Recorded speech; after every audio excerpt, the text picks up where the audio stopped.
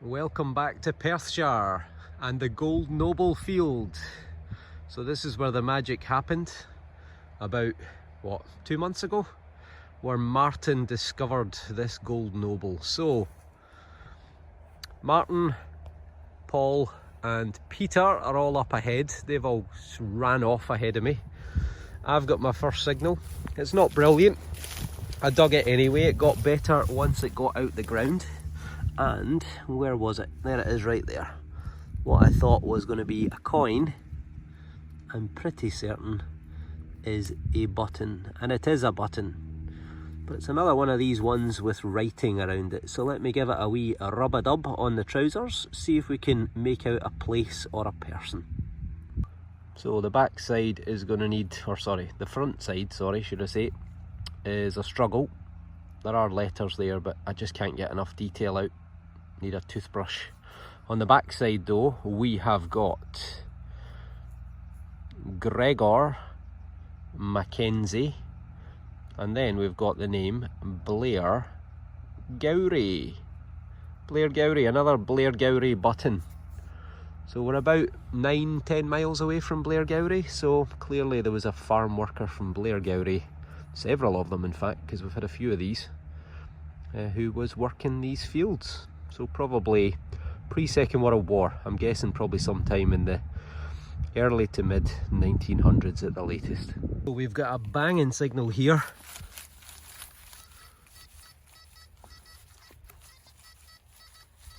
Just about blew my ears off, so let's see what we get. Well, it wasn't very deep, but it took me ages to find because I thought that was a bit of a leaf. But it's not. That is a bullet, a stonking bullet with a lead core. So it's like a copper jacket on a lead core. You imagine that hitting you at 1,000 feet per second. Not sure what caliber that's going to be, but it's a big bullet. Maybe from like a Magnum or some other very large caliber, I don't know, pistol, rifle. What do you think? Let me know. Well, we've got another ear blower.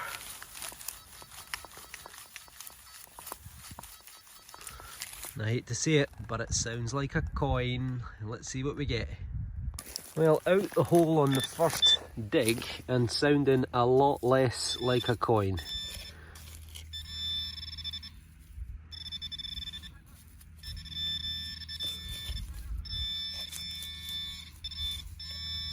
Is that it? That is it. What have we got here? It's a thing. It is definitely not a coin. What is that then?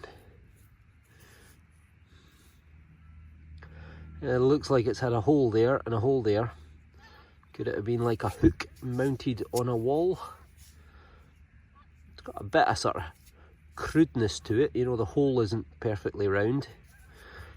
It's a bit misshapen. But is it something pretty straightforward? We'll never know. Well, I called coin on the last one and I was wrong.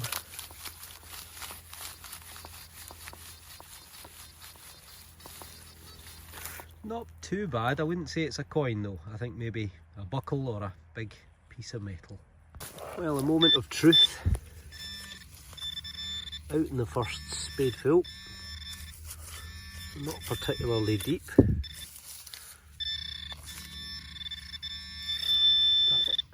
That is it. Oh, we've got some quality junk right here. What is that? That is a piece of something. That is rubbish. But Martin's here, so let's go and see what treasures he's found. And he's even digging a signal that, look, was right in my line. I would have had that, so if it's a Gold Noble, I'm claiming it. So Martin's find there was a piece of junk, thankfully, but he does have a silver coin. Georgius VI, by the grace of God, King of the Britons. And on the reverse, 2 shillings, 1945. You've got the Thistle of Scotland, you've got the Shamrock of Ireland, and you've got the Rose of England with a crown above it, and then you've got Defender of the Faith, Emperor of India, 2 shillings. So 1945. By this time they were largely made of nickel. There's hardly any silver content, which is why it's gone a funny colour. What was a shilling? 10 pence? So we'll call it a 20 pence. Honestly, the group's just too young. Where's Pete when you need him? He knows everything. So, other finds for Martin. He got this curious thing here, which is, it kind of looks like a button, but on the reverse it's got this sort of strange mechanism. Anyone let us know what that is? And then he's also got this huge piece of lead, which he thinks is a button, but sorry, a bullet, not a button. But I don't know. Could it be part of a stylus, or is it a big long bullet? Then lastly, he's got this curious little thing here, which is, it looks like it says A. Moldor CRD7SHN, possibly. A little bit of decoration left around it. Very, very chunky. And on the back, there is a little bit of writing you can just make out. Looks like a flower, a couple of crescent moons as well. First I thought maybe a dog tag, but I can't see anywhere that could be attached, so don't know, maybe an advertising token. If you know what it is, let us know. So here's Fletchy's best finds. He's got a button as well. His says MacLeod, not Blair Gowrie, but his says Glasgow in the west of Scotland, Scotland's biggest city by population. He got a little dog whistle as well, which looks like it's been in the ground for about a week. We're going to get him to blow on that later on for us. He doesn't seem keen with all the COVID going on. Then he's got this curious little lump of lead, which is, you know, it looks like it's been made this way on purpose. And it's got a sort of lumpy appearance. Can't see any signs of letters or decoration on it, but don't know, it's got that sort of old feel to it, like that could be many, many hundreds of years old, maybe even medieval, but let us know in the comments if you know. So we've come into a different field. We're into barley stubble this time. Other field was getting a bit quiet, so I thought let's go for a change.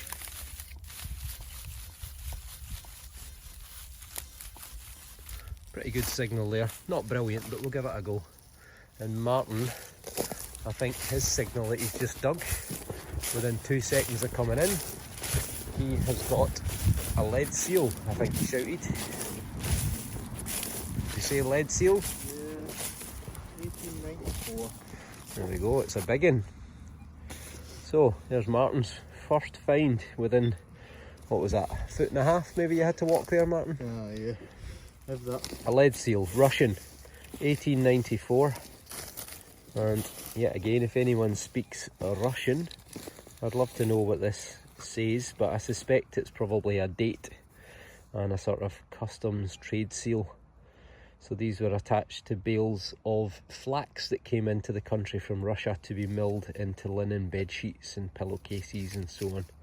A big industry in Perthshire in the 1718 into the early 1900s.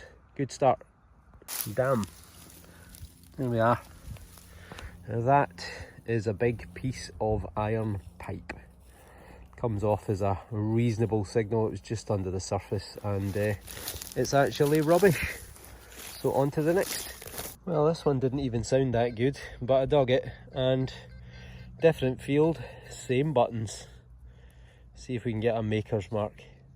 Well, there's been some writing there, but it's a long time gone. We don't know. It could be Glasgow, it could be Blair Gowrie, it could be Edinburgh. We'll never know. Well, the signal was pretty ropey, and I thought it was going to be a bit of foil because I just had a few bits of foil very, very close by. However, it looks like it's going to be a Georgian coin, I think. Not the best for detail, might be pretty far gone. But Probably was on its edge and that's why it didn't sound great, but we'll give it a rub-a-dub and see if we can get it sorted. Well, I need to invest in a pair of the magic trousers like Cleggie's got, but I've done the best that I can and it's looking not bad. Britannia seated.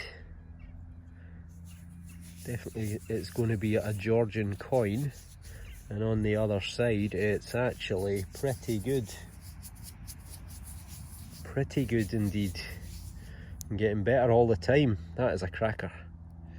Georgios 111, George III, DG Rex. By the grace of God, King. And with his very distinctive, what we'd call in Scotland a tatty head, potato head. And quite a big nose as well, as noses go. I think this will probably date to around about the early 1800s, 1806 or something like that. And George was on the throne from 1760 to 1820, 60-year reign. And as I've mentioned before, he lost his mind and he lost the Americas. To be fair though, I think since gaining their independence from Britain, I think America's done pretty reasonably. Obviously Scotland's too poor and too stupid for that, but there we go. Anyway, enough of politics. Nice coin, happy with that. I think it's a halfpenny and it's in really good condition. So I've got a lot of junk coming up around here because just on the edge of the field here is an old mill. It's actually an old blacksmith's as well. Dates all the way back to the 1700s. However, this one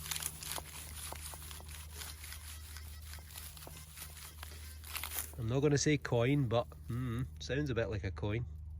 So, moment of truth. We're out the hole. So, let's get the pinpointer and see if we've got something good or not so good.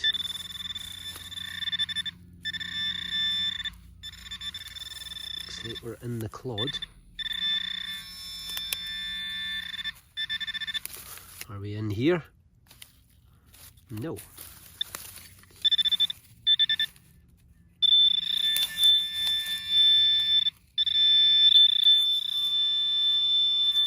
No. Oh, I don't believe it. There we go. Look at that beauty. Tin can. Top off of a Coca-Cola or such like. These are the things that you don't see in the outtakes. Happy times. Well, I'm literally about 3 feet away from that tin can, so I thought this is going to be another piece of the tin can. And it's not. It's another thimble. Second thimble in a week. So let's give it a wee clean up and see if there's any detail. So no inscriptions, just the sort of lattice effect that you always get on thimbles with the dimples on the side. Sometimes you get an inscription along the bottom, letters or a little phrase, but not to be on this one. Full of mud, a little bit squashed, but you can tell it's a thimble, no doubt about that. Date wise, I think it's maybe a wee bit earlier than the one I got last time, so I'm going to guess probably 17 into the 1800s for this one. But if you know differently, let me know. Well, I didn't film this one because it wasn't the best sounding. However, we have got a musket ball. A lead musket ball. And look at that for an impact mark. Must have hit a stone or maybe someone's forehead perfectly to leave that impact. It's a little bit of a divot out of the side here as well. But fired from a long barreled musket. Some weight in these, made of lead, and they were in use in Scotland from mostly through the 16 into the 1700s, and started to go out of use around about 1850.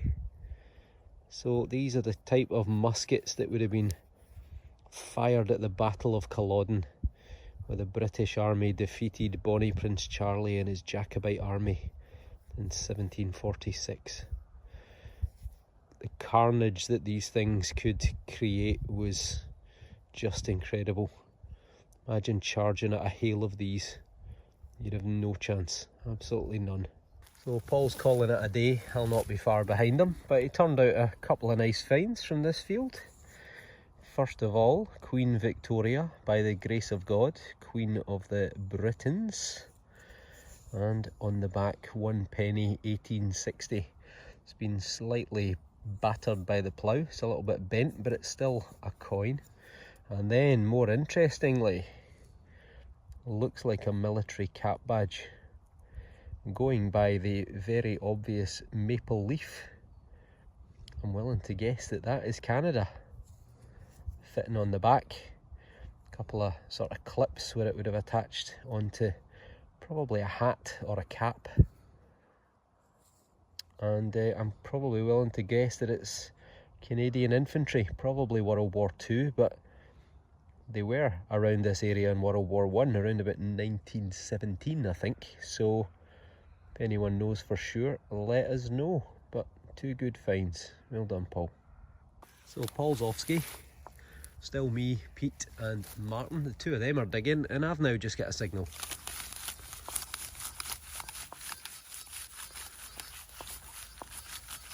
And it's a good one, so let's see what we get.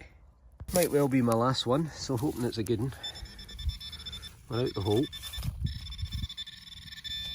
Yeah. Oh, silver. George the Fifth. Ta-da! I think that's a shilling. Yeah, I think it's a shilling. George the Fifth, by the grace of God, King of the Britons. Quite well worn. 1 shilling. 1926. You can just see a 2 and a 6 there. 1926. Well done, George.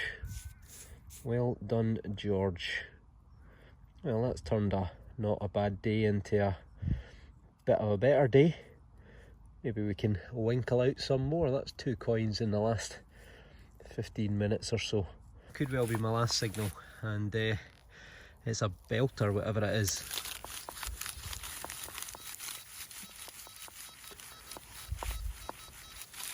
Not only does it sound like a coin, it sounds like a silver coin, but time will tell.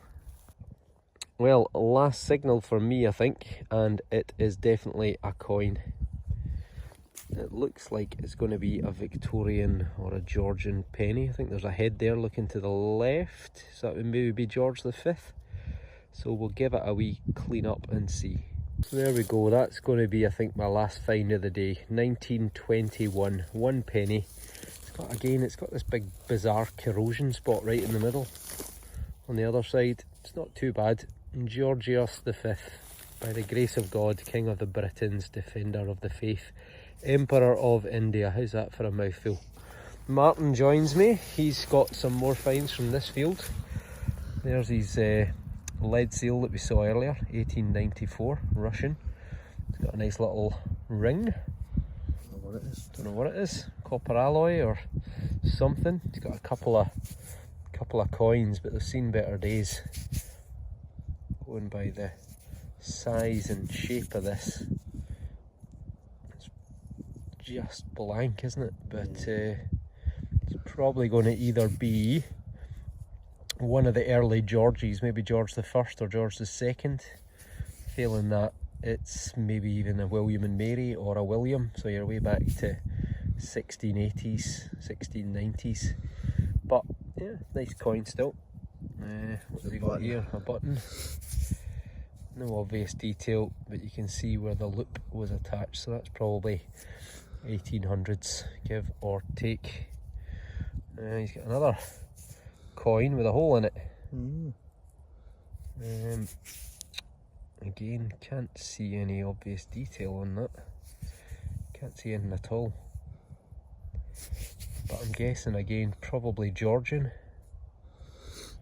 But maybe a halfpenny or something. This unusual bit of lead, which looks like it's been a weight and maybe hung from a steel yard for weighing goods or something like that. It looks far too thick to be a lead pipe, so that's why I'm thinking it's a weight. So maybe there's a suspension loop on the top. But his best and oldest find is this one here, and this is a spindle whorl. It's been decorated. You can see a little dot right there, and this is used for spinning. There's a few more dots on this side, sort of dot decoration. This is used for spinning thread. It's made of lead. You would hang it from a little wooden stick and it would allow you to twist wool fibres together. And that's actually going to be probably the find of the day between everyone, because date wise it's probably medieval, so it probably predates the sort of 1400s, and it could even go all the way back to the Roman period. So that could be 2,000 years old, or it could be over 600 years old. So it is a nice find, albeit not intact, but you know, I'd be a bit rough if I was rattling about in the ground for quite a few years. You can see these dot decorations and there's lines there as well. So we've had a few of these off these fields over the years, so it shows that there's people not only losing coins around here but also working, doing thread making and probably making clothes and such like. So good finds, well done Martin. So that's probably my find of the day, or finds of the day for me. Silver shilling George V, penny George V, a penny of George III, a thimble, massive bullet, and a musket ball with a huge dimple on the other side. And then this little bizarre, I don't know, little tool or little handle of some description, but not bad. Happy with that for a day's digging. Here are two of Pete's best finds. On the right hand side, a Russian lead seal from 1894 and a silver penny, which we think is probably going to be George V, so it'll be 1915, 1920, something like that. However, we don't call Sneaky Pete for nothing. I'll give you those two, because he just went, oh, and also you probably want to show people this, very calmly. That, ladies and gents, is a silver hammered coin.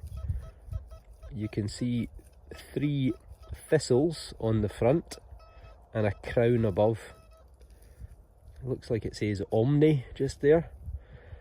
And I'm pretty certain that this is one of the Stuarts. I think it's probably James VI, but it could be as far back as James IV. So you're talking sometime, what, 15 into the 1600s? I also think, I've never had one of these, but I'm sure I've seen photos. I think it's called a merk, M-E-R-K, a silver merk. I'm going to need to Google that one, but if anyone knows and can save me the effort beforehand. It's heavily clipped, but it is silver, and it is a hammered coin. You sneaky devil, Pete. Well done.